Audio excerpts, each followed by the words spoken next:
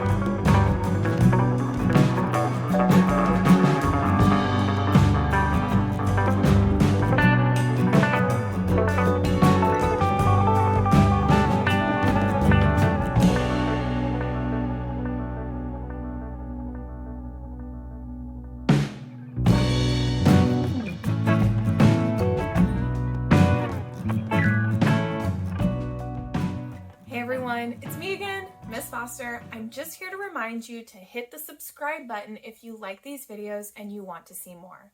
I also want to remind you that these videos are created in partnership with Painting Pandas, which is an awesome nonprofit organization here in Austin, Texas that provides free art instruction and free art supplies to any kid who needs them.